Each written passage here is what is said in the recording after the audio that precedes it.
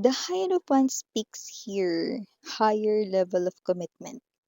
Someone here ay posible rito na nakita mo na mapapangasawa mo na, nakita mo rito 'no, na iba puwedeng asawa niyo na rin talaga ito 'no. Parang itong tao na 'to yung nakita mo yung sarili mo sa tabi niya hanggang sa tumanda ka, gano'ng klase ng energy.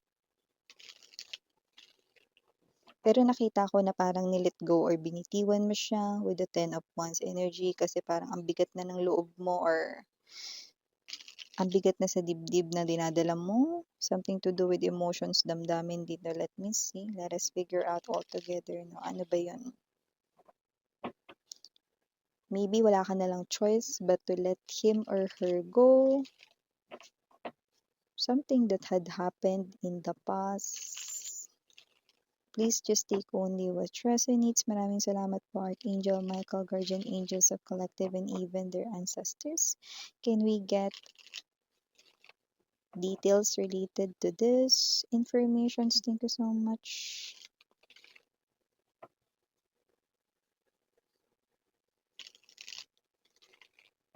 Okay.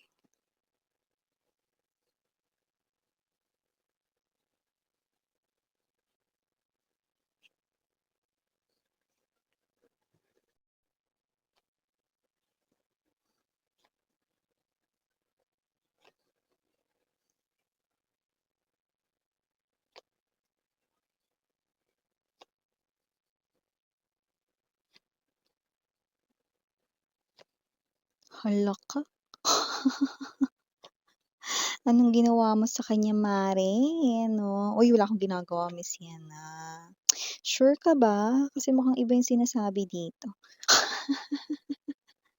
Don't get this wrong, hindi naman po crime or krimen ang ginawa ninyo. Oh, pero meron kayo ditong ginagawa sa tao na 'to na mukhang hindi mo alam na ito yung nagagawa or naidudulot mo sa kanya. Taray, ang lalim ng word, naidudulot. Bottom of the deck, we have the Page of Coins. Ooh, Ace of Cups, Five of Swords. Okay. This person here ay claiming na wala kang katulad, wala kang kapares, you know? Wala kang katulad, wala kang kapares. Bakit, Miss Yan? Two of Wands to the Three of Wands as the center or core of his or her energy. Ibig sabihin ang taong ito, babe, no, ay someone dito na hindi pa rin magawang malimot ang isang katulad mo, 'no? So, ibig sabihin nananahimik siya rito, walang paramdam, hindi rito nagcha-chat, hindi nagte-text sa'yo, hindi rin dito tumatawag, 'no, hindi nakikipag, keep in touch sa inyo.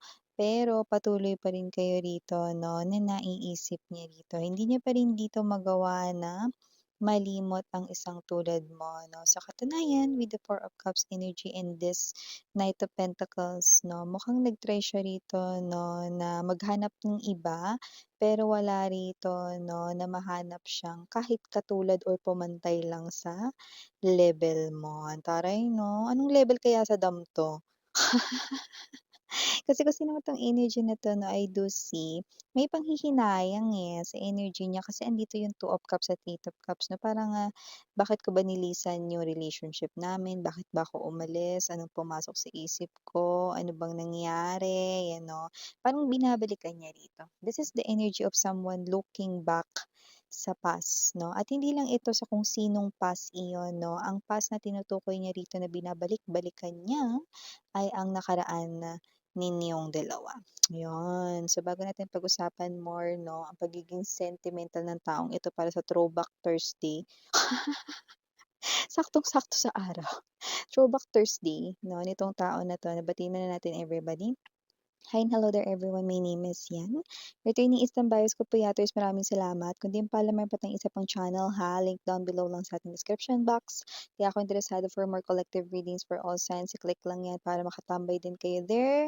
Okay lang tumambay dito, tumambay din doon sa aking isa pang channel, tumambay lang kayo dyan. Pero please lang, pick up lang yung mga mensahe na kumokonek at nag-resonate sa inyo. Iwan naman ang iba para sa iba, kasi baka nga sa ibang viewers yun, 'di ba? At yun nga 'no, Latin gender dito by lalaki LGBT, possible din mag-switch ng roles.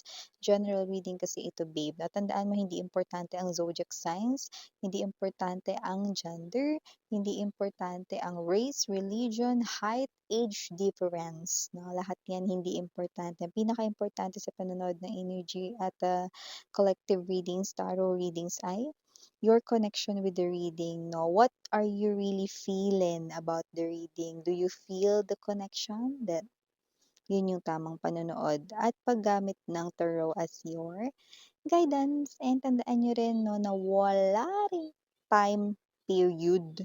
Ibig sabihin timeless ang lahat ng mga energy readings 'no, puwedeng nangyari na, sa iba nangyayari na, sa iba mangyayari pa lang. Kaya naman, just take only what resonates. But here dayain mo ng puso rito, hindi magawa rito maging balanse 'no, ang kanyang isip rito at puso hindi nagtatama 'no, at iniisip bakit pa rin naiisip niya kayo hanggang ngayon sa kabila ng matagal niyo na ritong pagkakahiwalay 'no. And I do see na kung sino man 'tong tao na 'to definitely nagkaroon talaga kayo ng history sa love, legendary history. Kasi nga mukhang hindi lang naman ikaw yung nakarelasyon niya dati pero ikaw ang hindi niya magawang malimutan. You know, wala ka dong katulad, you know, hindi pa rin malimot ang isang katulad mo. Jeza. Okay, so kasi naman 'tong energy na 'to 'no, I do see whatever this energy is, this person right in here 'no, ay someone dito na medyo hindi siya palakuwento sa iba, okey, hindi siya rito nagsasabi ng kanyang emotions sa iba, hindi para magmukha siya ritong tigasin o macho kung siya man ay lalaki 'no. Pero babae, lalaki, LGBT 'no, babae man ito, lalaki, LGBT, hindi niya rito shine-share sa kanyang mga friends, sa mga pinagdadaanan niya, lalo na kung matagal na kayong hiwalay. Ayaw niya kasi na may ibang nakakaalam ng tunay niyang nararamdaman, hindi dahil baka mapahiya siya or nakakahiya ito 'no, pero ganito lang talaga siya, hindi lang siya yung energy ng open, lalo na pagdating sa kanyang personal na life kahit na dun pa sa mga ka-close niya, okey? So, ever this energy is I do see that with the Six of Coins, this person right in here 'no, ay sinusubukan rin ditong i-distract ang kanyang sarili sa pamamagitan ng kanyang mga trabaho at naghahanap rin siguro ng ibang part-time pagkakitaan. Bagong hobbies naman sa iba kung hindi naman related sa kaperahan.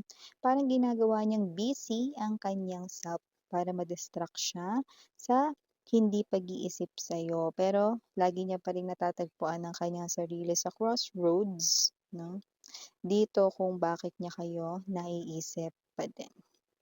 Yun na nga yun. Kasi hindi niya nga magawang malimot ang isang katulad mo dahil wala kang kapares, dahil mukhang nag-try na siya rito makipagkilala sa mga bago, or kung ano man ang inyo rito naging dahilan ng hiwalayan, hindi ko na nakikita yon na yun pa rin ang harang ngayon. So kung sino man 'tong energy na 'to, definitely your ex-lover here 'no, na mukhang siya naman yung parang nagdesisyon, eh, na unang lumayo. Pero nakita ko rito 'no, na yun ay kanya ritong hihinayangan 'no, at sa katunayan nakikita ko siya rito 'no, na nahihirapang makatulog at ginagamit niya rito ng espiritu ng alak, eh, 'no.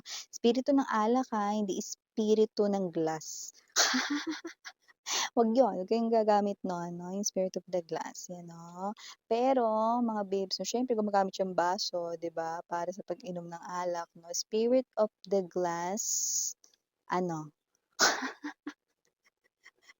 so kasi naman 'tong energy na 'to 'no, espiritu ng alak ang kanya rito na tinatawag upang makatulog lamang ng matiwasay. So ibig sabihin nahihirapan siyang makatulog kasi hindi niya makontrol yung isip niya 'no, pero don't get this wrong, wala naman siyang psychological problems, okey? Nahihirapan lang talaga siya rito na parang, 'wag kayong hindi isipin sa gabi. Okay. So, kahit na kasi ito distraction, eh, parang nanonood siya kunyari ng mga palabas, series man 'yan, movies 'no, or drama, kahit ano. Puwede rin naman naglalaro sa phone 'no, pero hindi talaga niya magawang ma-distract yung sarili niya talaga kasi yung atensyon niya dito naghahati 'no. Like let's say, while working, while typing 'no, something, okay, puwedeng habang nasa work or may ginagawa rito 'no, iniisip niya pa rin, umaandar pa rin kayo sa isip niya, okay. O kaya naman Siya ay naglilinis ng bahay 'no, habang nagwawalis ikaw nasa isip niya, 'yan. O kahit anong ginagawa niya rito 'no. Kaya ginagawa niya rito na gawin pa yung iba pang mga bagay para hindi siya rito ma-stuck sa pag-iisip sa inyo, pero parang wala rin. Kasi kahit na marami na siyang ginagawa rito, yung hands niya, yung body movements niya, oo, gumagalaw, pero yung isip niya, okay, this person's thoughts or mind ay laman ikaw. Ayan, okey. Kasi kung nakakatulog siya rito ng maayos sa gabi, hindi niya na kailangan ng espiritu ng alak, 'di ba? So, whoever this energy is 'no, paulit-ulit na bumabalik siya from the start with the page of coins na paulit-ulit rito na parang bumabalik siya doon sa energy ng araw-araw ito yung routine lagi. Na kahit gusto niya magpahinga, pagod yung katawang lupa niya rito sa mga pinaggagagawa niya, maka-distract lamang rito sa kanyang isipan, wala pa rin. I do see that whoever this energy is, no, strategically, this person here, no, ay nagagawa na makontrol yung body niya, pero yung brain niya hindi. And, especially the emotions. Look at that, how overflowing na yung emotions niya sa inyo. Others, maaaring kasal kayo nito. Ex-husband or ex-wife mo siguro ito. Iba naman sa inyo, no, maaaring siya na yung nakikita ninyo sana na pakakasalan ninyo, pero maaaring nagtapos na relasyon ninyong dalawa. Okay? So, ever this energy is, I do see that this person right in here, no, ay someone dito na wala pa naman akong nakikita na siya'y, gagawa rito ng hakbang o paraan upang mag-message sa'yo, bumalik sa'yo rito 'no. Sinusubukan niya pa kasi yung parang, energy ng paano kaya yung life na wala ka? Kakayanin niya kaya yun? Gano'n. Parang niya pa sa ngayon for a lot of them 'no. And kung ano man yung maging kalabasan nun, I think dun na siya makakapagdesisyon. Ano ba talaga yung kailangang gawin dito? Kailangan ba 'tong i-push, i-pursue, or itigil? Kasi baka isa na lang itong residue ng kanya ritong pag-ibig sa inyo. Hindi ito residue, eh, kasi alam niyo residue? 'No, lata kumbaga sa mga hinuhugasan mong mga pinggan. Yung tira-tira dun 'no, ng mga nakadikit sa pinggan 'no, hindi ito basta latak lang 'no, this is something here na hindi niya pa kasi rito naiintindihan.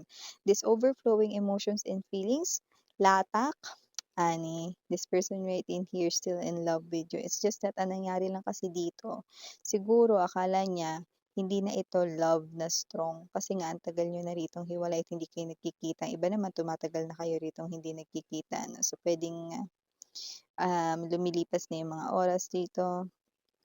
Pero yeah, this person here I do see, no? This person ay comparing you sa ibang mga tao, sa ibang mga nakakonect niya, I mean, pero none of them ang makaka-level sa'yo. Eh, hindi ka rin na matatapatan. Yan. So, initials right in here that I'm seeing, we have letter M, D, P, A, T, G, and last but not the least, R. For small letters, we have A, T, C, Y, F, H, B as in boy, and last but not the least, we have N. Yun. Okay? So, whoever this energy is, no, this person right in here, no, ay sa sarili niya, aminado siya. Okay, na ang nangyayaring ito 'no ay, dulot ng kanya rito na pagtangi sa'yo pero hindi niya pa kasi ito nakikita in full completion. Pero huwag kang mag-alala kasi mare-realize niya rin 'yan. Okay, ngayon kung sakali man na hinihintay mo pa rin siya sa kabila ng pagiging niya ritong tuod, tuod talaga miss 'yan, bagal na kasi, eh, 'yan, oh.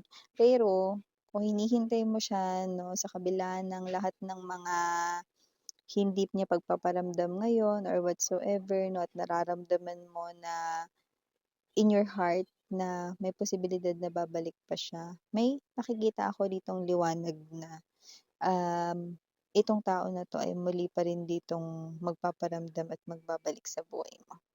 Kasi yung ganitong klase ng energy na pinakita niya sa bottom of the deck 'no, etong energy na 'to 'no is parang etong emosyon niya yung magtutulak rito at mas magiging malakas kumpara sa kanyang isip, yun ang tutulong rito upang itulak siya papunta sa'yo. Okay, so ito yung mga mensahe na nakuha ko rito para sa'yo. Mahal again, I'm Yuriana Oni for the Girlsingana dun na for the voice. Sarang Hayalab and Light Kidra. Voice talaga. Annyeong.